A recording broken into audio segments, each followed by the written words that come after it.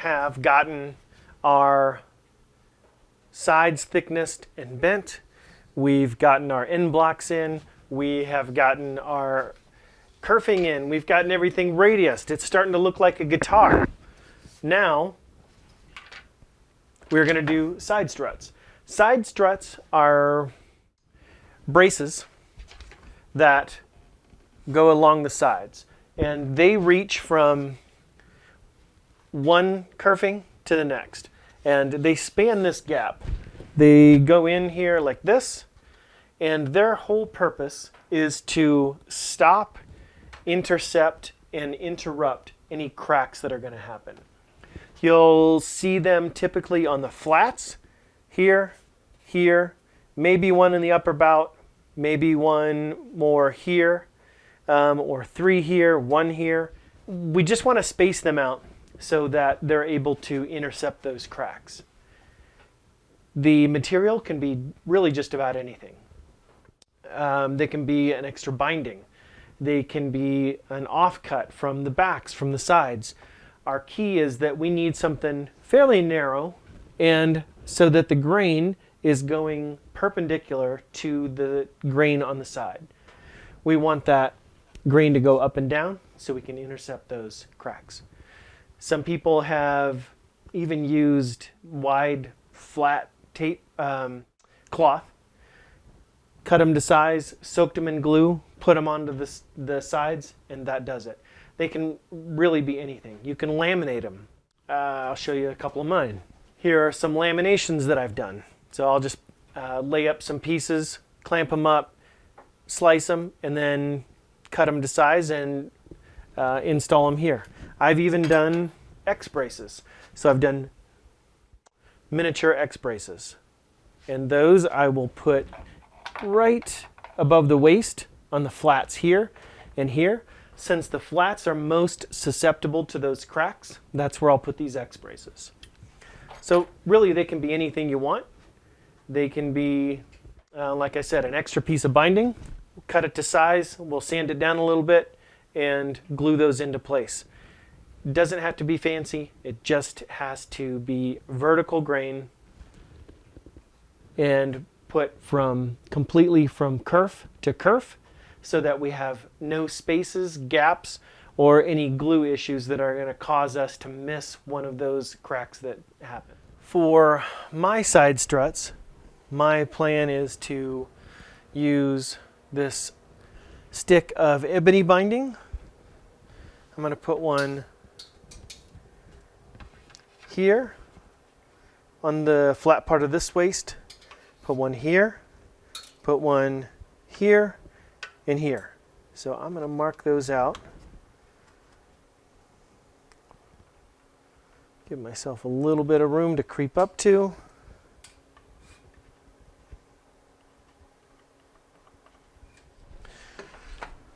Just cut them with the pull saw.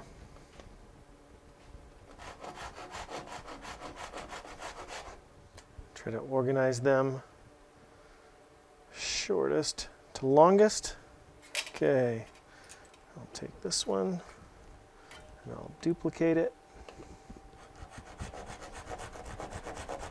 Now the ebony I like because it gives a nice contrast to the all the woods on the interior, but it's also going to match my binding because I'm using ebony binding on this as well. I'm going to get them sanded to size here on the disc sander, put them into place, and then glue them in.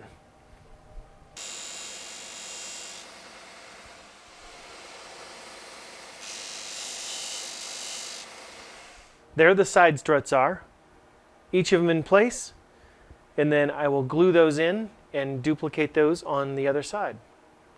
Because I do want them to be symmetrical, I'm going to get one side in first, measure, and then cut and sand and glue. So these are exactly where I want them. They are stuck into place. I don't think they're going to move unless I hit this real hard. So I might as well take a look at getting the other side set up identically. One way that we could do it is we could take like a cloth measuring tape, something soft, to measure the sides, We could try and do some geometry like from this point to here, to here, to here. But really one of the easiest ways is to just count the number of kerfs. And if we start up here at the top, the heel block, which is where we started our kerfing, we should end up almost identical on both sides. So for this first one, 1, 2, 3, 4, 5, 6, 7, on the 27th one. That one, and then we go 1, 2, 3, 4, 5, 6, 7, 8, 9, 10, 11 more. 1, 2, 3, 11. All these marks, I just have to cut these and get these dialed in so that they're going to fit in these spots.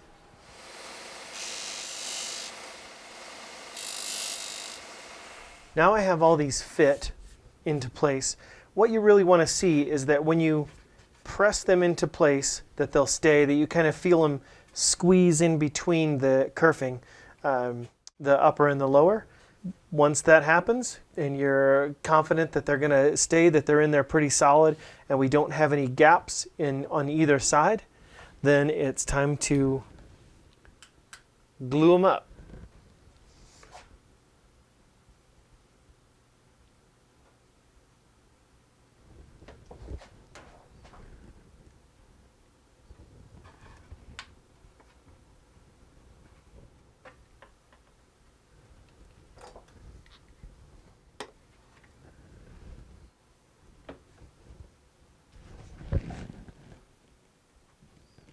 These spring clamps are really perfect for doing this specific task. Make sure that you're gluing the ends of these as well.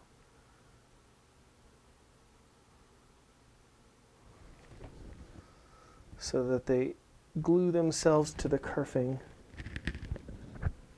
We'll let these dry for a few minutes, and then I will scrape the glue, all that squeeze out. I'll scrape that with the razor, and then I will get the other side. Now I'm just taking the clamps off one pair at a time.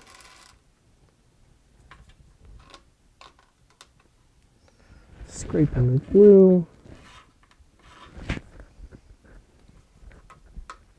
When you're scraping down the sides like this, you do want to make sure that you're not leaving big scrapes vertically across the grain. So just watch out for that. You want to angle your razor just a little bit to avoid coming across the grain exactly perpendicular. So I'll repeat this all the way around, and then we'll let the glue dry for about another 30 minutes and then take the clamps off. Now we are going to work on the end wedge. The end wedge is going to be the decorative strip that is going to cover these two seams right on the end of the tail block. Typically we want to match your end wedge to whatever you're going to use for the bindings. I am using ebony on my bindings, so I'm going to use ebony on the end wedge. Those bindings are going to come around here, and they're going to tie into this end wedge. And you can do a contrasting color, you can do something different, but it usually looks much better if they match and you've got a nice continuous color and pattern that's going to go the entire length there. Now we do call it a wedge. You can use a strip, you can use a straight strip, you can use an extra piece of binding if you want to cut this exactly the width of that, and if you think you can match that up, that's fine. And some people actually get super fancy and they can do all kinds of inlay work on here. I've seen curves, I've seen boxes, I've seen alternating kind of funky laminations, I've seen inlay work that does a zigzag around it. You can do whatever you want. The wedge is going to be the easiest one to do because we can fit it in there the best, the easiest, and it's the most flexible. That's what I'm going to do this time. That's what I recommend everybody else do. So let's lay that wedge out and see how this is going to work. We usually want to do the wedge so it has a little bit of a taper, not too much. And also, we don't want to make them too big. If they're too big, they can start to interfere with that nice curve that we have here. So if your wedge spreads this gap too far, it's going to have a hard time conforming to this. So not too big, not too small. We're going to go medium. If you have a grain that you're trying to follow, you can certainly figure out where that's going to orient. In this piece on my ebony, grain's pretty straight. There's not much we have to worry about. So what I want to do is just give myself a straight line that we're going to use as the center line. And I'm going to come off of one of these sides. Somewhere in the middle, doesn't have to be perfect. Let's go right here. That didn't help.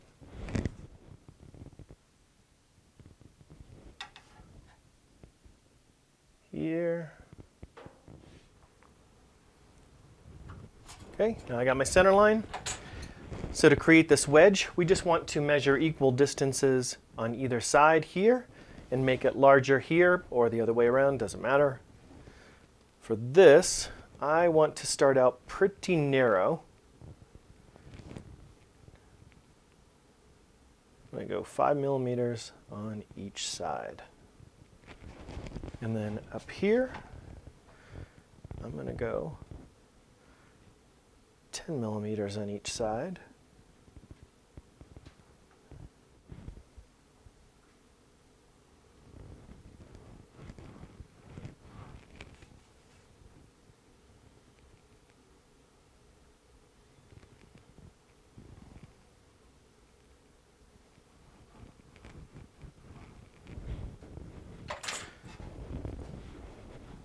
Now that's a fairly narrow wedge. You can go larger than that if you'd like to, but I am also going to put purfling strips on each side so that I can tie into the purfling that I'm using on the bindings. So this is going to work just fine for me. I'm going to carry that line all the way out and cut that and trim those out. I'm going to use the bandsaw for this and then trim it up with a hand plane.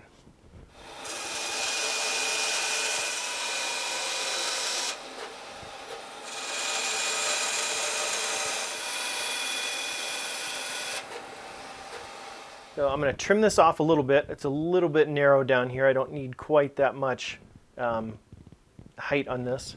To trim this up, I am going to use a shooting board.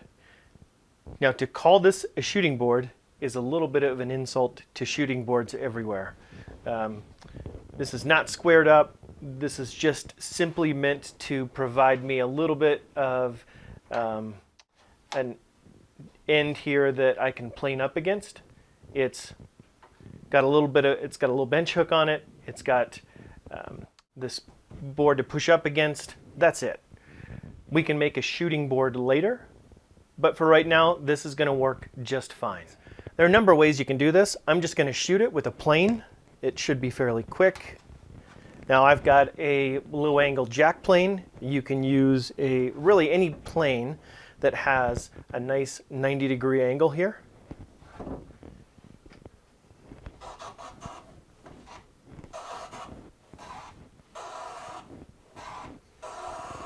I'm just going to try to go up to that line that I made. The line wasn't too crisp,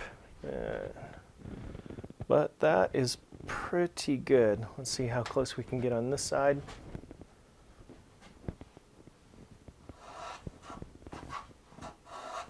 We can run into issues going uphill or downhill on this. So if you feel something grabbing, just flip it around and even flip it this way and try to make adjustments from there. It's not worth having a big chunk of tear out just so you can see this line.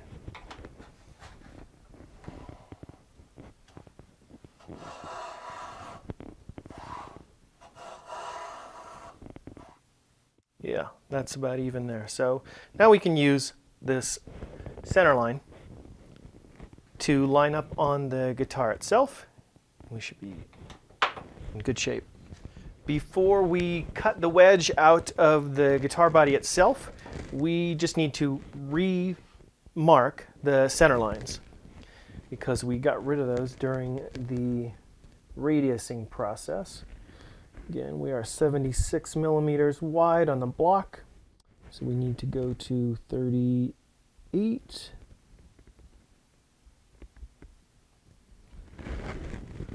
And we are lined up perfectly on that seam. That's great. Well, let's take a look at the other side. See how close we are here. 38.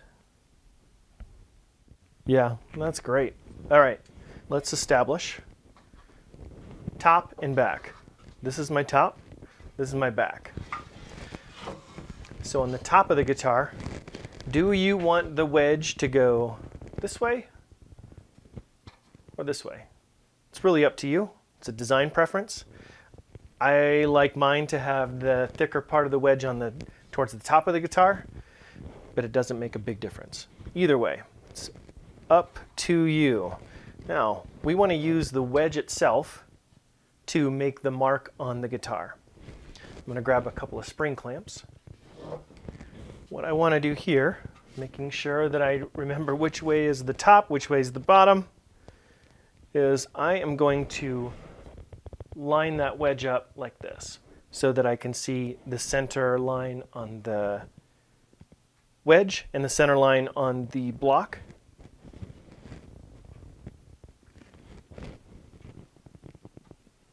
I'm going to clip that into place. Now that I've got my center lines lined up with each other here and here, I am flipping it back over, and I'm going to mark this line with a mechanical pencil. That's going to give me a more distinct line than the white pencil is. Or accurate line, I should say. That the white pencil, colored pencils are just a little bit soft, and the grain can affect them, and you can end up with a little bit of a zigzag. That is not the case with these mechanical pencils.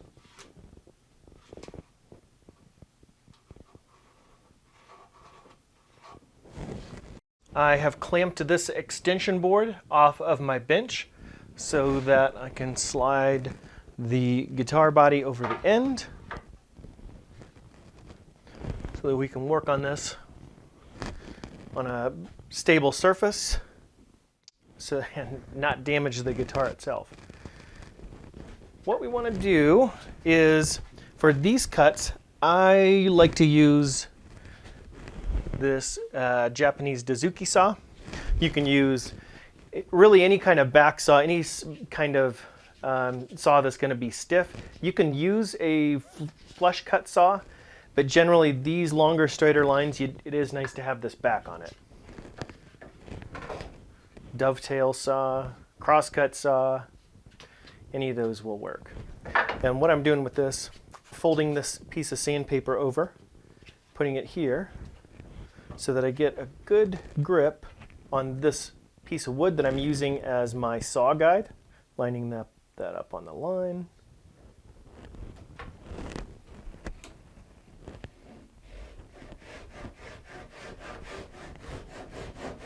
You want to be careful to only go down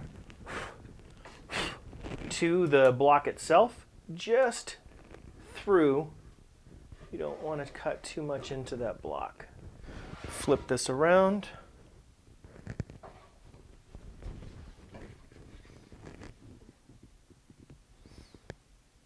And I flip that around because I want to protect the part that we're going to keep. I want to keep my guide and my blade from cutting into this good part of the guitar. If the blade wanders, it's going to wander in to what I'm cutting off and off the waste material. So that is not a big deal. Now it's time to clean this out.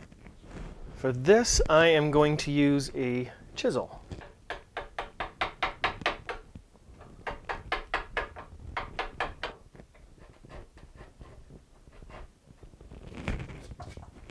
And right about here is where I'm going to stop, because if I continue out this way, I could blow the top of this out. I don't want to do that. So let's slide it around, work from the other direction.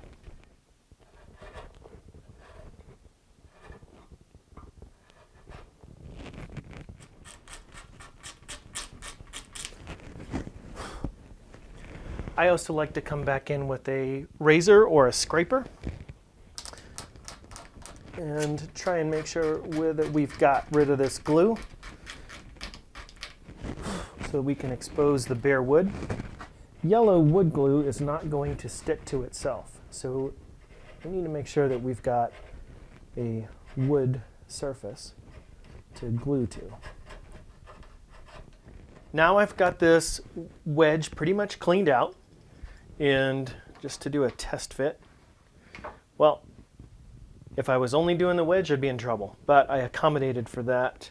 I wanted that deeper because I need to put these purfling strips in. So one on each side. Let's see. Pretty good fit. We're nice and tight on both ends. Yep, that's good. Yeah, we're set. Now it is time to glue this in. So I'm going to put a little bead of glue in there. Make sure you get all that covered.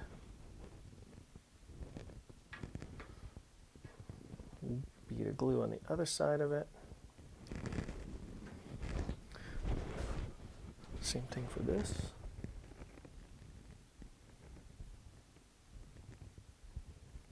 Oop.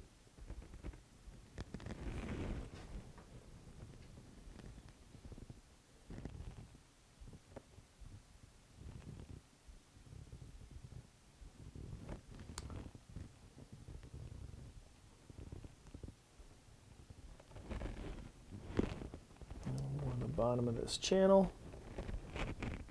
Spread that all out. Great. That might be a little too much. I'll take some of that.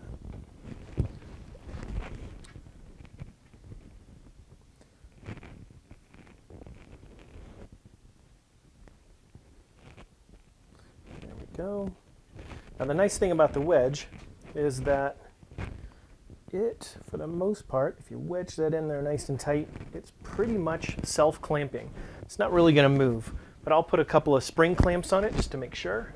After I push this purfling down into that channel, the glue makes it want to raise up a little bit. Yeah, we're getting some squeeze out there. That's all right. Just going to make sure that purfling is seated. Otherwise, when we sand it, it is quite easy to sand straight through the purfling if it's sitting proud. We do not want to see that happen. Like I said, that wedge is holding it in place just fine. Spring clamps just for a little insurance. And we'll let it sit there for 30 minutes or so. Come back to it and scrape it down. All right, we've gone about a half hour. I have taken the spring clamps off, and I'm just getting started to clean this off. I cleaned off some of the glue squeeze out just with this razor, being very careful not to hit these sides cross grain and tear things out. I am going to cut these off a little bit shorter.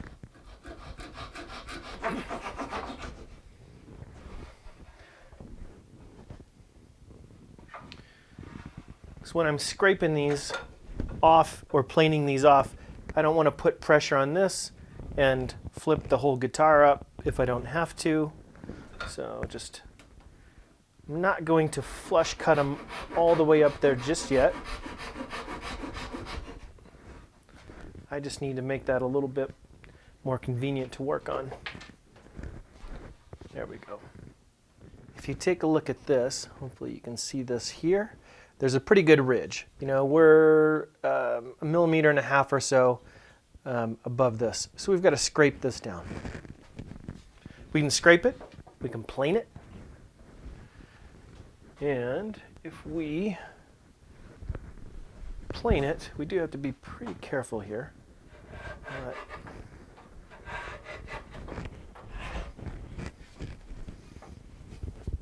Getting closer for sure. I would try not to sand this just yet. Sanding is going to wear this pretty unevenly, and especially if you use a random orbital, any kind of power sander, we definitely don't want to do that because it can get things uneven. We can put a hole in it, we can round off the edge. All kinds of bad things can happen. I would stick with even a razor to use as a scraper.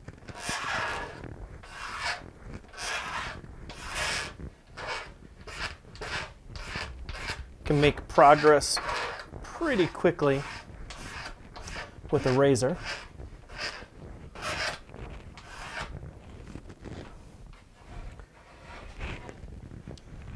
One of the other issues with the sander at this point is that we've got grain in different directions.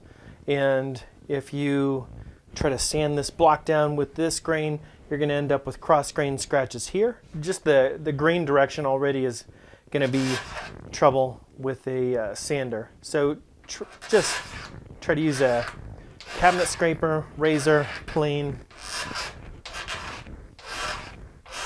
This is super close to flush. You want to feel it and make sure there's no obvious issues with it. I'm going to feel a little bit right here. Now when we end up sanding the sides and prepping the sides for binding, we can maybe touch this up a little bit more, but I don't have a need to get this much thinner.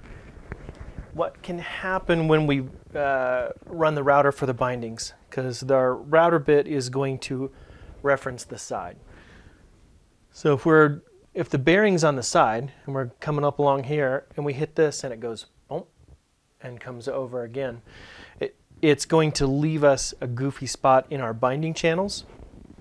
And we'll get to that later, but really now is the time to take care of this end wedge. I think right now I will just flush cut it off. It doesn't have to be perfect because we will take care of these in the radius dish. But if we can get it a little bit closer, we'll be better off so that it doesn't kind of rip itself out of its channel if this is hanging over too long. That looks good. We're set for now. We are now ready to wrap it up with the sides. We've done a lot to get to this point so far, so good job. We've thicknessed, we've sanded, we've scraped, we've bent, we've planed, we've cut. We've done a lot of stuff to get to this point, so well done. Next, we are going to move on to the back, and we won't come back to the sides until we are ready to attach the back. So for right now, we're going to get the rims, the sides, back in the mold. We'll put the spreaders in to make sure it keeps its shape until we are ready to attach. So good job. See you in the next chapter.